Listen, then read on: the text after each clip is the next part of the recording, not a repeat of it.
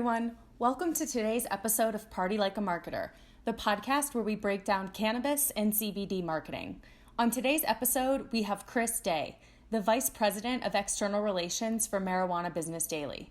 Chris Day is a 25-year marketing and communications executive, Vice President of External Relations for MJBizCon, and an entrepreneur who founded Project Evolve, a Marcom think tank for emerging markets and businesses in the cannabis industry. Chris also serves on a number of philanthropic boards where he helps drive initiatives making positive global societal impacts, both culturally and environmentally. Chris, thank you for joining us. Of course, my pleasure. Now that we've all survived the decade of March, welcome to April. We have. It is April 1st, which means it is the month of 420. Which was and still will be a really exciting month for this industry, although it's going to look a lot different than I think many of us initially thought. But we're here. We made it. That's right. One day at a time right now, I think. One day at a time. Yes. And Chris is calling from Denver right now. So MJBiz is based in Denver. You live in Denver, and I've met you about 3 years ago in Denver now at a CMA event. Yeah, that's right. I actually spent a lot of time early in my career in the Denver area, went to Colorado State and moved away for a decade and a half. And while that happened, the cannabis industry was born. So it was a nice opportunity to come back 3 years ago and resettle back in Colorado. Yeah, so tell us a little bit about that. Our viewers are mostly marketers in the cannabis industry and communications professionals, and I know you have an extensive career across all different types of verticals within marketing. So tell us a little bit about how you started your career and what kind of brought you to this point before the cannabis industry. Yeah, well, without revealing just how old I actually am, I spent almost 25 years in advertising and PR agencies. So started out working for a boutique PR firm in Denver, which was really focused on providing market intelligence around the media to other PR firms. So it was a lot of sort of information research back before you could just type in somebody's name and Google them and check their LinkedIn profile. We were providing all that kind of data to PR firms so they would know how to pitch journalists. And then did the more traditional advertising agency route after that. Worked with agencies in Chicago and New York and Texas. I actually was based out of South Central Texas and San Antonio for most of the time I wasn't in Colorado, working sort of on strategic direction and flowing strategy into tactical planning across just about every vertical you can think of, but spent a lot of time in energy, spent a lot of time in finance, hospitality, and eventually wanted something where it wasn't all quote unquote figured out yet. And cannabis certainly provided that opportunity. Yeah. And you worked with the American Marketing Association for a little bit, right? Down in San Antonio? Yeah, I did. I was on the leadership team for the AMA San Antonio chapter. I served as president down there. We had the opportunity to work with the head office out of Chicago at one point and start up one of the first international chapters in Mexico City. So we created some sister city relationships there. It was a lot of fun, and it was nice to do some volunteer work in a space that I actually know something about. So yes, nice. And when you were with those agencies prior to cannabis, was there any vertical that you specialized in or ended up spending the majority of your time in? Well, like I said, I spent a lot of time in finance and energy, but my specialty was brand architecture and marketing strategy.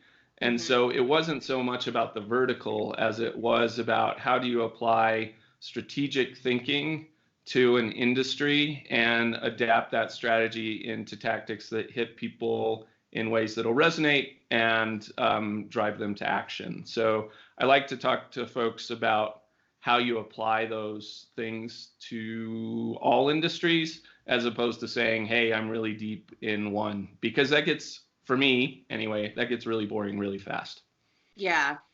And were you helping companies create their brand architecture, or did they come to you with it already established and you helped put them into place? It really depended. I worked with everybody from like small startups in the tech space to really large financial institutions. I mean, I think two of the most prominent clients I worked with were the U.S. Army and USAA Bank. Both of those folks, of course, already had pretty robust brands in place, but they were going through changes. And, USAA, as an example, had a very closed network when the team I worked with started it on. They had no television presence whatsoever. And we went through an entire exercise with them where we opened up their services to a exponentially larger group and launched their first television campaign in history. I actually got to help shoot that very first commercial they ever did. So a lot of fun for USAA. Yeah. Yeah, that's interesting because I see them on TV. Feels like all the time now. All the time now. Yeah. But they haven't been there all that long for a company that is as old as it is. They've been on television for less than a decade. Huh. Well, that's interesting. So tell us a little bit about your transition to cannabis and what brought you, I know you moved back to Denver, but what brought you into this industry and what that entry point looked like. I know a lot of people are looking for how they can get involved in this industry and specifically cannabis marketing. And I talk with so many marketers who have, their own story of how they got involved. Yeah, I think for me and in general, when I talk to people who are interested in getting into the cannabis space as marketers, I talk to them about find complementary skill sets, right? Our skills are transferable across industries. Cannabis has all kinds of unique stuff, for sure, rules, regulations that other industries may not have directly, but other highly regulated industries, if you've spent time there, it's probably going to be useful to have that experience and come in. For me, I think I found a home with MJBizDaily primarily because I did have that ability to think about how do you position a fast-growing and evolving brand amongst a group of constituents who are very diverse. So if you look at the various personas and customer archetypes that exist across the MJBizDaily universe, they are very broad. And I'm pretty good at figuring out how to segment audiences and deliver messages against them. And, our growth rates during my tenure at the head of the marketing department, I think, sort of play that out.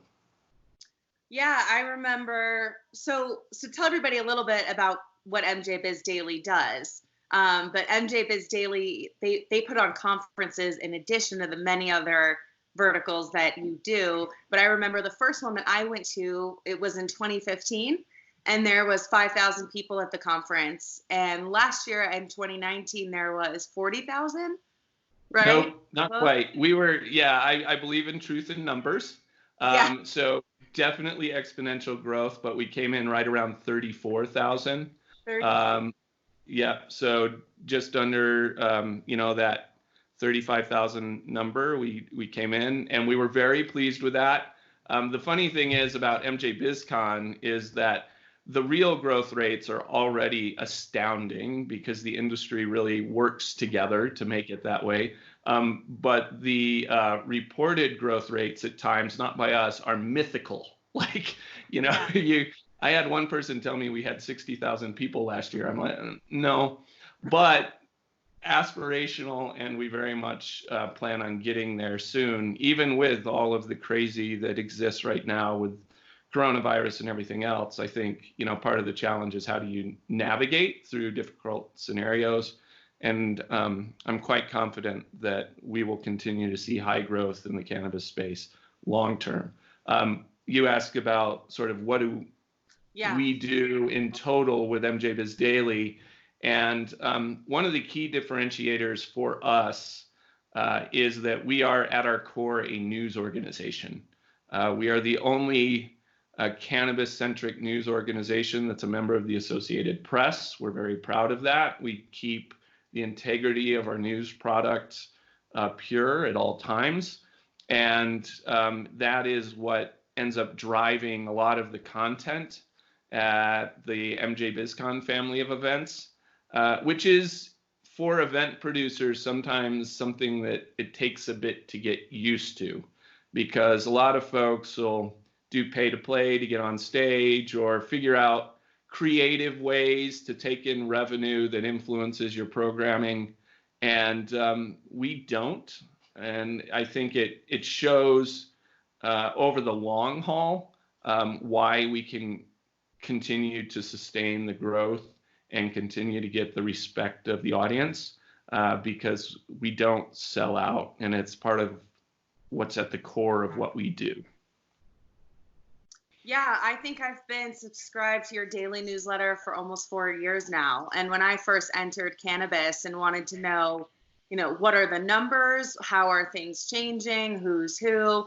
MJBiz was the first place that I went and where everybody else pointed me to. And it has continued to be an amazing source of credible information on what's happening in this space and all over the world too, not just here in the United States.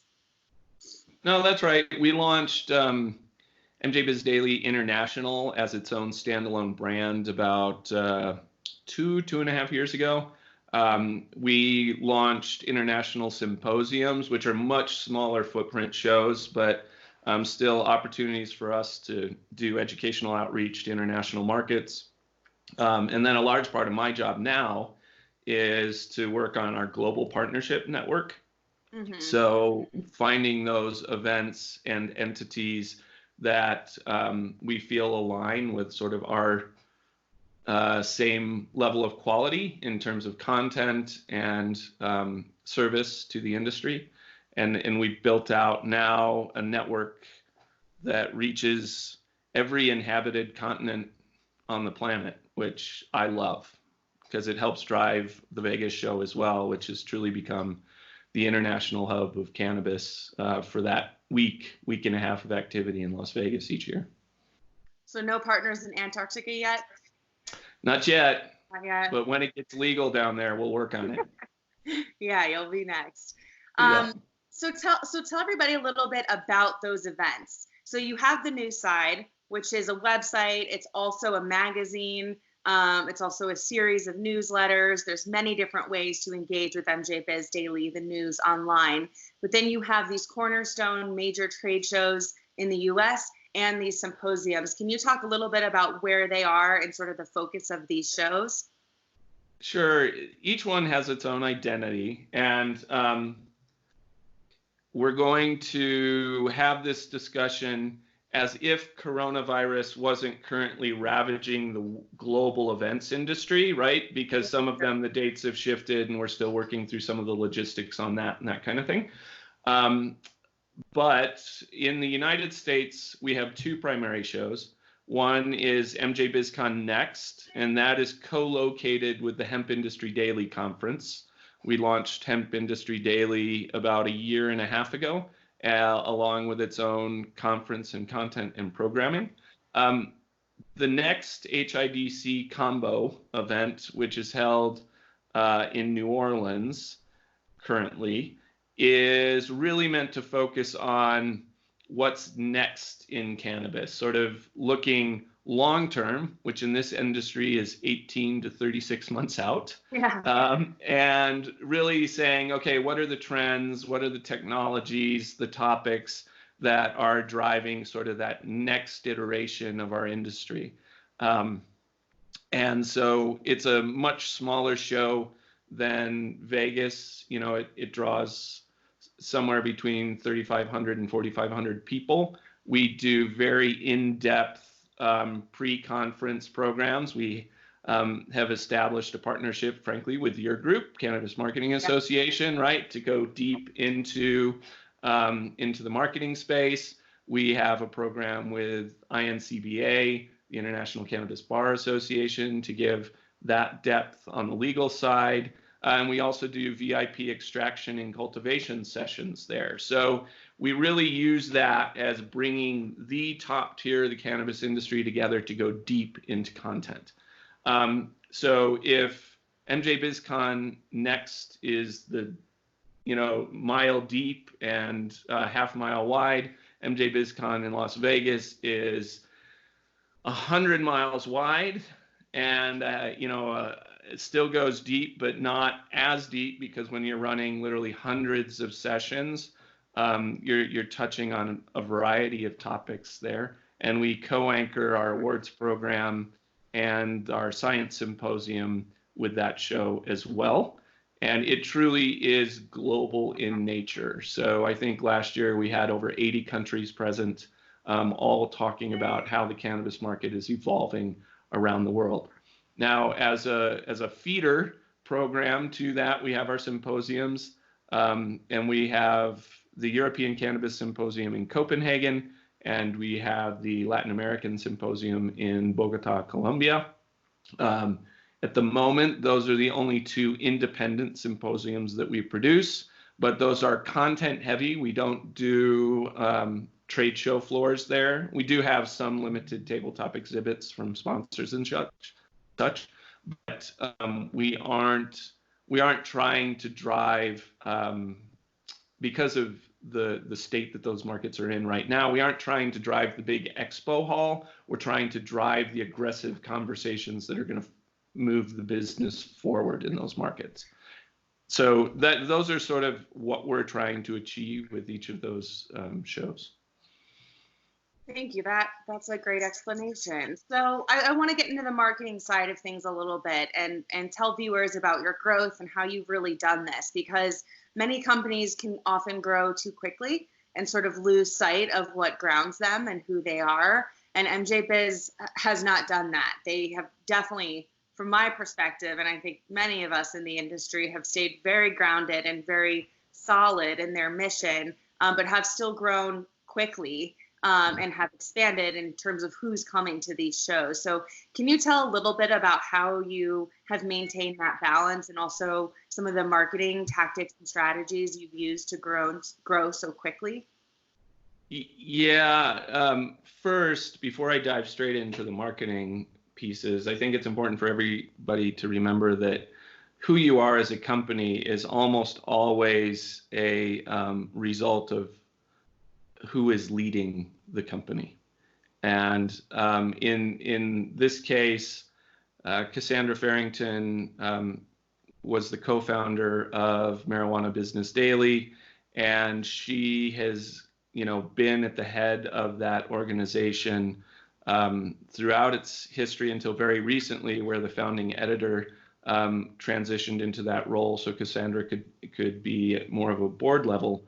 But Cassandra is grounded, and Cassandra is focused, and she has been sort of the lifeblood of keeping the company humble and directed. And I think because of that, the core product has stayed true to its original intent. And shifting that into a marketing lesson, there is always a true north direction that a company should have, and that's a singular focused direction that you want to pursue.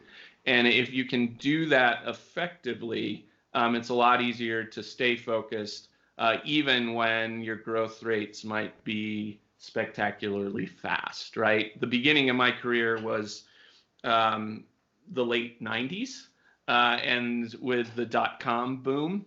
And there, it was much the same thing, not entirely, but in many ways, it's the same thing that we're facing now in cannabis, where you had this hyper growth rate, and you had a lot of people out there telling everybody how great they were and how important they are, and it was all about them, while their companies had no financial grounding, the core customers weren't clearly defined, and the core mission of the company wasn't there. And of course, those go by the wayside very quickly when you run into an economic crisis. We've been somewhat protected in cannabis, not entirely, but somewhat, because of the state by state rollout. So, that creates these micro ecosystems that behave individually. And some of the later states, I think, have learned from some of the earlier states how not to screw it up. So it's always helpful. I think we still have a lot of lessons to learn in cannabis, but we have always kept this notion that we are here to provide information, news, and connectivity resources for the cannabis industry, both in the United States and around the world. And as long as we stay true to that core and don't go too wildly off base, our news products, our events, everything ties that mission together. So the information, news, and connectivity, that would be how you would define MJ Biz is true north. Yeah, and that's what I've held to since I started. When I started in the marketing department, it was me and one other individual there, and we had no CRM backbone really. We had no data analytics beyond what we were pulling in from our email open rates, and it was really important to launch all of that very, very quickly. And I've felt ever since I started there that we're always behind, because there's always more stuff that we should be doing, but pretty proud of the fact that we pulled together an amazing team.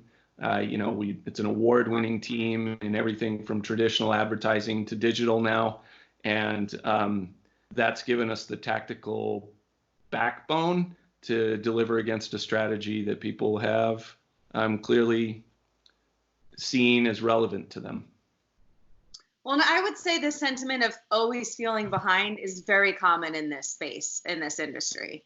And I think we all have this inside joke that 1 year in cannabis is like dog years, where it's 7 years in any other industry. But the learning curve is so fast and, or so steep, I should say, and things are moving so quickly that there's always more to be done. So I think I share that sentiment here at CMA as well. Yeah, it's never ending, but I think for some of us, right, there are strategists, there are tacticians, there are people that are innovators, there's people that like to be in the sustain mode. I think cannabis is a pretty fun and interesting place for those who are into innovation and development. Yes, definitely. So let's talk about that a little bit, the innovation and the growth. So once you started there and you had to implement the CRM, you had to implement these systems, build out the buyer personas. What were some of the next steps you made that led to this growth and that really allowed you to build out that marketing infrastructure and scale? Yeah, everybody that is on staff in the marketing department has at one time or another gotten at least pieces of my brand architecture class. So anytime I start drawing funnels or pyramids on the whiteboard, they all sort of roll their eyes. But it's at the heart of everything that I've done my entire career, right? I don't care what industry it is. I don't care what vertical, how unique the personas are. At its heart, even in B2B communications, which is what we do, the end user is still a person. And so if you understand the way in which people communicate, think, behave, react, you can use all of this data to then apply an understanding of the human condition and figure out how to relate to various audiences. So we definitely needed more data and more information on purchase behavior of our clients, on readership behavior, what articles were resonating, because that drives content and programming. We needed to understand, what the buy cycle was within cannabis and the different verticals within cannabis, how we schedule our events based on the grow cycles of the cultivators. I mean, all of these kinds of things had to go into the when, where, and how we deliver news information and virtual as well as on the ground connectivity. Once we started to get that data, we could apply it to the brand architecture model and marketing funnels, and plugging those two things together to give the various tactics, and then align those against the buyer trends and the consumer behavior data that we had. That's sort of how we did it. First, build the data platform as much as you can. While doing that, make sure you've got a clean, concise, and coherent brand, so everybody that you talk to knows exactly what you're giving them. And then the marketing funnel, of course, which is what is that process for communicating out what the products are and what people can buy. I was about to say it sounds simple. It really doesn't sound all that simple, and it's not easy to execute. I think it's why we all get to have jobs for our lives in this space, because if it was easy, everybody would be able to do it. But I love it. I love being able to build this and conquering new challenges and new markets. And in cannabis, since we do have the global platform beyond just states as they roll on, I get to adapt all of this to countries as well, which I find immensely intriguing. That is. And I do want to get to that in a second, but I'd like to take a step back and talk a little bit about, the base of everything you just said is that data platform.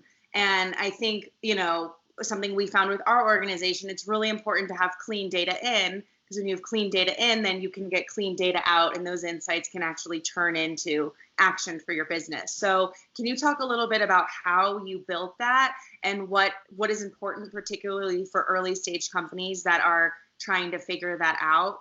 I know you guys put out a lot of good surveys. I get them in my inbox. And I like taking them and seeing, what are they asking and how are they asking this? What are they trying to find out? So can you give us some insight into that data layer? Yeah, sure. I think you mentioned the surveys, and we do deploy surveys on a fairly regular basis. A lot of them end up providing intelligence for our fact book, which, is something that many, many people use as sort of an industry trend indicator. They have the Denver Public Library. I know it's also in the Morgan Library up at Colorado State University, which makes me very proud as a CSU. Yeah. But so you have the survey data, but then you also have to remember that survey data is only as good as the answers people give you, right? Yeah. And frequently what people believe they are doing does not actually reflect their purchase behavior. So you have to take the survey data and overlay that on top of actual behavior. It's not a one-to-one thing, it's a trend thing. And I should point out in this discussion, data privacy has always been important. It's even more important now, and we take that really, really seriously. And so anytime I'm talking about this, I think it's important to note that we're looking at aggregate data, not individual people. That's all in a customer database, and it's very well protected. So marketing tip, right? Don't screw with people's data privacy. But we do take the aggregates on the behavior layer and look at that. And that's when you see our early bird deadlines, for example. Mm-hmm. We can tell you this year is probably going to be wonky because of everything going on with live events. But traditionally, we've been able to tell you within 2 or 3% how many people are going to register at each one of those deadlines. And if we've even been able to, because we now have over 7 years of data on behavior with the events, we also can tell you what that prospective growth rate is going to be depending on what markets have opened up and that kind of thing. We've got some really talented data analysts on our team, and it's fun to see that. It's also nerve-wracking as hell because that last deadline, cannabis buyers, as is the case with most events, but the cannabis industry, oh my gosh, we're procrastinators. We are very so that last 3 weeks ramp up can either make or break your entire statistical model, right? So last year we saw an interesting dip in some of our projections because California was and continues to have a fair number of struggles. And so a decent percentage of our last week registrants for MJBizCon, right, come out of California. And so there was a little dip in the California numbers last year, which threw off our overall projections a little bit. But learn a lot from that. You have to use data to both learn about your successes as well as opportunities for improvement. So you were saying that you can predict within 2 to 3% of the early bird deadline. Do you mean you can predict the final numbers based on the early bird numbers within 2 to 3%? If most of your variables are consistent, yes. Yeah. Right. Which is why I say this year, all bets are off the table. Yeah. Until we see, when the economy starts to wake back up again. But generally speaking, if the vast majority of your other variables are consistent, then yes, you can predict pretty well what it is. And if your variables are inconsistent, if you've done a good job historically, you can frequently adjust your statistics to be able to still have a pretty decent model for predictive analytics. That makes sense. And generally speaking, those variables have been consistent over the years? For the most part, I mean, new states come on, new countries come on, that kind of thing, but that new addition to the market has been consistent, right? So we aren't losing states. We aren't finding huge crackdowns across entire nations and that kind of thing. So while the variables are changing, they are changing predictably. That's true. That's a good way to put it.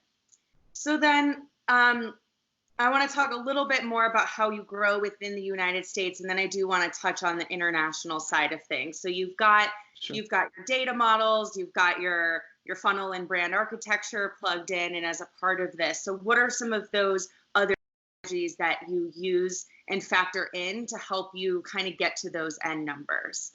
Is it heavily email, digital?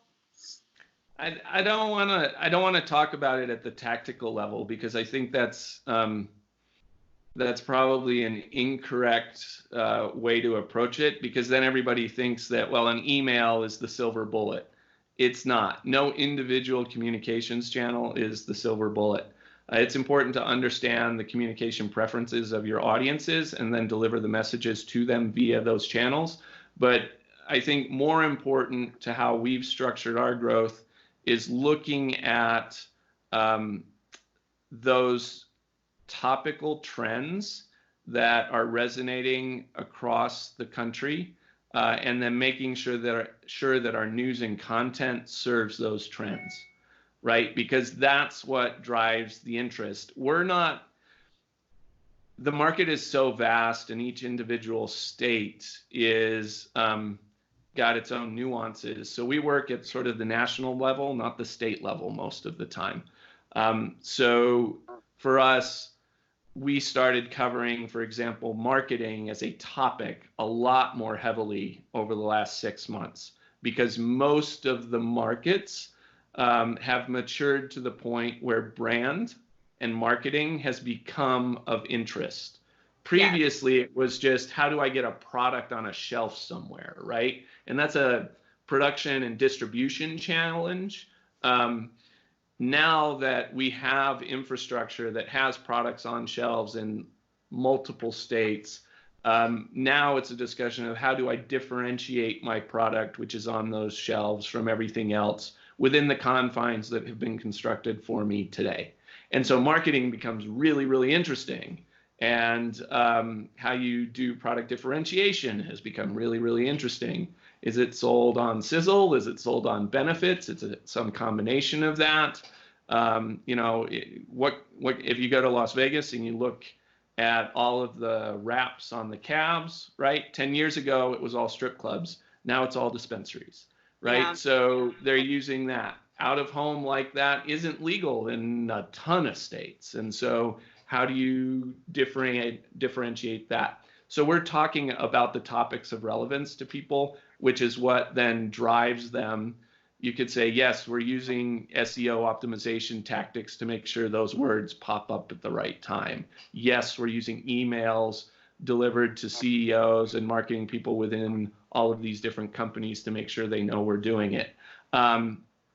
Those types of channels we're using, but understanding the topical trends is probably the single most important thing to success. That makes sense. Okay.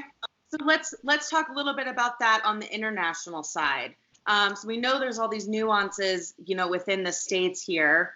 How do you approach when you go to these new countries and set up these events? How do you approach replicating the model there? Do you factor in those cultural differences? And I know you have to consider the industry and where it stands there and their laws as well. Or are they really kind of looking to the U.S. as a guide and how we've set up things here? Yeah, I think there's a huge risk for U.S. arrogance, right? Always. Yeah. This is not just in cannabis. This is in every industry I've ever worked in, right? If it is a global industry, because the United States is such a big country, and so we don't get out as much as a lot of other folks do, there is this notion that it must be done the way we do it everywhere else. That is a complete fallacy, right? So understanding the cultural nuance and what information we have that is relevant to them and what information we have that is not relevant to them is really important. But there are some consistent truths that exist across all markets, right? The topics, again, the topical trends are consistent. How people react to them in different markets is different. So if you're looking at Europe, is cultivation important? Of course, cultivation is important. Is the legal framework important? Yes. Understanding the fact that rec consumption is not a topic at all is also really important. It's all about medicinal cannabis, and even understanding the difference between when you can refer to cannabis, when you should refer to hemp, and when you can refer to it as marijuana across the board is critical. I would tell people the instant you leave the US borders, you should just put the word marijuana out of your head entirely and just go with cannabis. We've, of course, seen that really happen throughout the industry as it is even in the United States, but critically important to communications in places like Europe and South America. Looking at the maturity of the markets and what's important to them is critical. In Colombia, this is a country and a region that is very agrarian already. So agriculture is a lot of what drives their economy. They have great soil, they have great climates. So those types of topics are going to resonate a lot more strongly in that market than some others. So that's how we adapt. Of course, linguistics is important, understanding when you can use the English language, when you need to provide translations, when you just can't. South America, anywhere really throughout Latin America, you've got to go with a Spanish first approach. And in Europe, in Denmark, we actually do go with a programming approach that is almost entirely in English, because Europe, while the various languages throughout the region are important, the operational language of business is frequently English. And so we're able to do that there and not appear to be tone deaf, if you go into South America and you don't adjust and you just think everybody's going to work with you in the English language, you definitely will get a reputation you don't want quickly. Yeah, that's important. And just to clarify for the difference between the word cannabis and marijuana, cannabis is, and why this is important culturally, cannabis is the Latin word for the plant that has been historically used for hundreds of years, but marijuana was the manufactured word by the United States and other governments to rebrand it and reposition it as a drug, and specifically with communities of color back in the 1920s and 1930s. So right. Yeah, cannabis as the proper word as it is, and there isn't that racial connotation behind it that was manufactured. No, that's absolutely true. And being a student of history is really, I think, a huge part of being a good marketer in the cannabis industry. You know, when I was in Medellin, Colombia last year, I was at an agricultural conference and I was talking to folks down there about the emergence of the cannabis industry in Colombia. And there was both, I won't call it fear. That's not right. They're not fearful of the conversation. It was more just a little bit of angst, because if you look at the history of cannabis in Colombia, many times, if a tourist from the US gets in a car and is asking about things to do, they want to go see Pablo Escobar's house. Think about the insensitivity of that to the culture. Yeah. This is a drug cartel that drove thousands and thousands and thousands of deaths.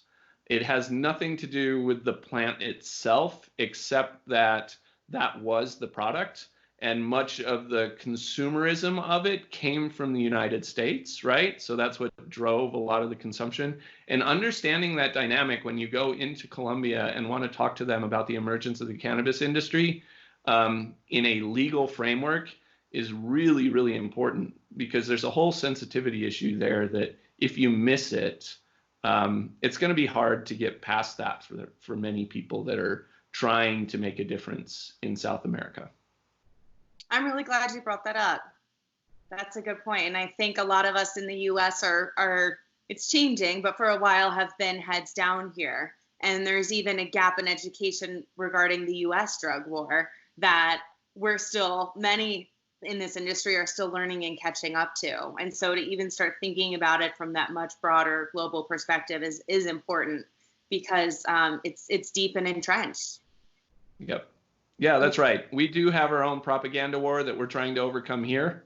But every different market around the world has their own version of it. Mm-hmm. And I mean, much of it is rooted in US behavior from the past. And so we need to be conscious of that. Yeah, I agree. Okay, well, before we wrap up, I'm curious about, what is your favorite part about working in this industry? I will be a little cliche and just say the people. From a personal perspective, I love working with innovators and people who are creative and look at challenges and say, okay, yes, that is indeed a difficult challenge to overcome. But instead of saying, and because of that, I'm going to do something else, say, and because of that, I'm going to take the hill. I love that. So I really genuinely love that about the industry. From a pure sort of marketing geek perspective, I love the idea that every day in its own way is unpredictable. And so we're able to take this toolbox that we have with the marketing discipline and look at different ways to combine those tools to effectively not only change product consumption behavior and understanding, but also the entire brand of cannabis within our country and around the world, and really reposition it into a way that that drives rational conversations instead of fear. Thank you for listening. Like this episode below and subscribe to our channel on YouTube, Spotify, and Apple. To learn more about CMA, go to thecannabismarketingassociation.com, and don't forget to join us at the first ever virtual Cannabis Marketing Summit on June 1st through 4th this year.